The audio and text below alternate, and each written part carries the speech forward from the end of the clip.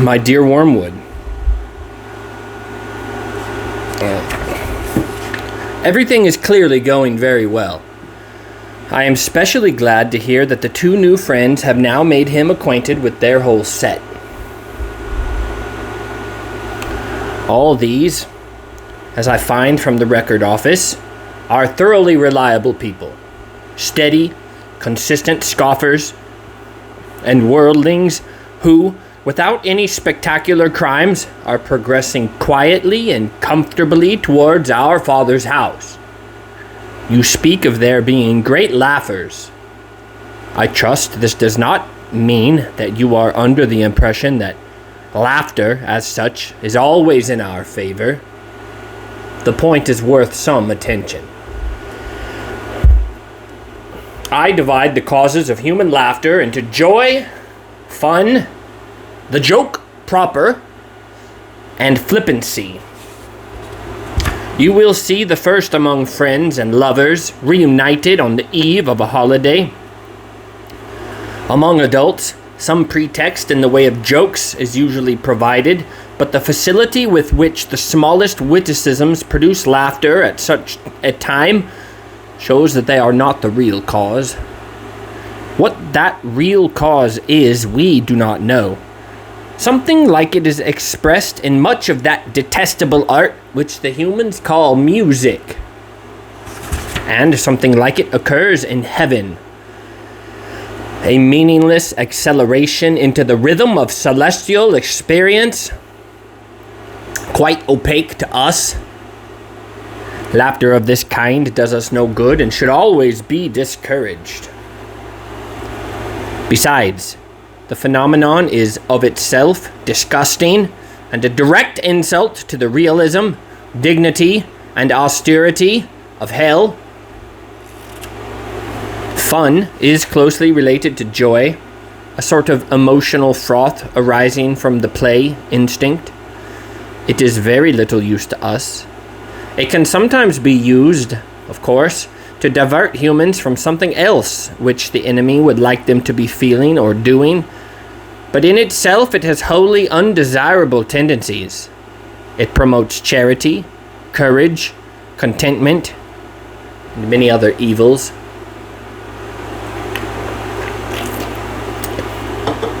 The joke proper, which turns on sudden perception of incongruity, is a much more promising field. I am not thinking primarily of indecent or bawdy humor, which, though much relied upon by second-rate tempers, is often disappointing in its results. The truth is that humans are pretty clearly divided on this manner into two classes. There are some to whom no passion is as serious as lust, and for whom an indecent story ceases to produce lasciviousness precisely insofar as it becomes funny. There are others in whom laughter and lust are excited at the same moment and by the same things. The first sort of joke about sex because it gives rise to many incongruities. The second cultivate incongruities because they afford a pretext for talking about sex. If your man is of the first type, bawdy humor will not help you. I shall never forget the hours I wasted, hours to me of unbearable tedium, with one of my early patients in bars and smoking rooms, before I learned this rule. Find out which group the patient belongs to, and see that he does not find out.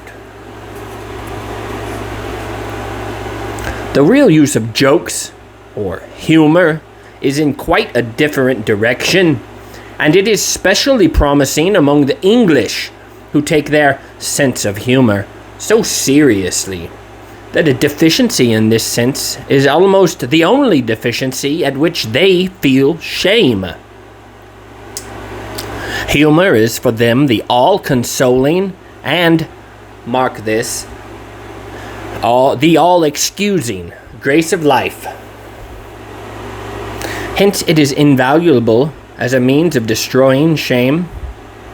If a man simply lets others pay for him, he is mean. If he boasts of it in a jocular manner and twits his fellows with having been scored off, he is no longer mean, but a comical fellow. Mere cowardice is shameful. Cowardice boasted of with humorous exaggerations and grotesque gestures can be passed off as funny. Cruelty is shameful, unless the cruel man can represent it as a practical joke.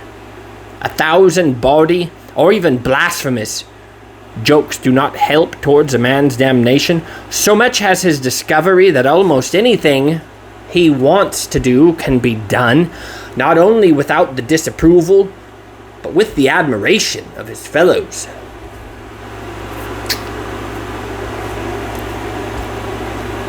If only it can get itself treated as a joke. And this temptation can be almost entirely hidden from your patient by that English seriousness about humor. Any suggestion that there might be too much of it can be represented to him as puritanical or as betraying a lack of humor. But flippancy is the best of all. In the first place, it is very economical. Only a clever human can make a real joke about virtue, or indeed about anything else. Any of them can be trained to talk as if virtue were funny. Among flippant people, the joke is always assumed to have been made. No one actually makes it, but every serious subject is discussed in a manner which implies that they have already found a ridiculous side to it. If prolonged, the habit of flippancy builds up around a man the finest armor plating against the enemy that I know, and it is quite free from the dangers inherent in the other sources of laughter. It is 1,000 miles away from joy. It deadens instead of sharpening the intellect, and it excites no affection between those who practice it. Your affectionate uncle, Screwtape.